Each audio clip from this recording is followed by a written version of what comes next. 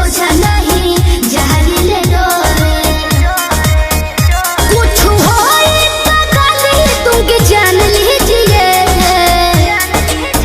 हो नीचे वाला में काला धागा बांध लीजिए हो नीचे वाला में काला धागा बांध लीजिए। देखो हमरे फेरा में मत पड़ो।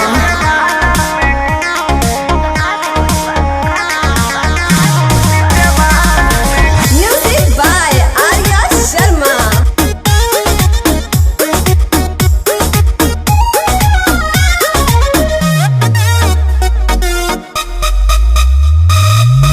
कॉपी किताब लिहनी छाती में सहत के गाल लाल कोई दिहला दाँत से कहत के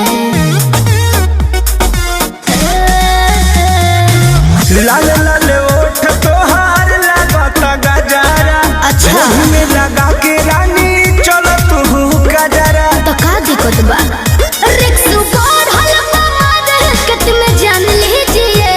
अरे बांध लो हो नीचे वाला में काला धागा बांध लीजिए हो नीचे वाला में काला धागा बांध लीजिए।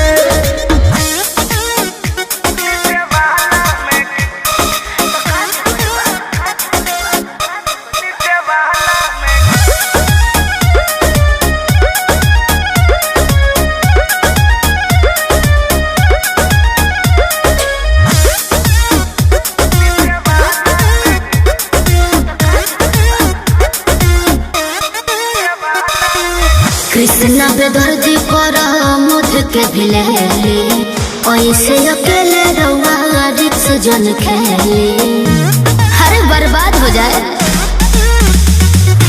सोनू अशोक औरी शनिवार फेर में तो पर दी तो करे जा तेरा वेलुआ नेर में। सही कहतन जाई तो आप मान लीजिए प्लीज। हो नीचे वाला में काला धागा बांध लीजिए हो नीचे वाला में काला धागा बांध लीजिए। चलतनी पढ़े हम तोहरा जोरे केहू के सोचा नहीं जहरीले डोरे कुछ होए तो गली तुमके जान लीजिए। अच्छा ये बात है हो नीचे वाला में काला धागा बांध लीजिए हो नीचे वाला में काला धागा बांध लीजिए। बांधो बांधो।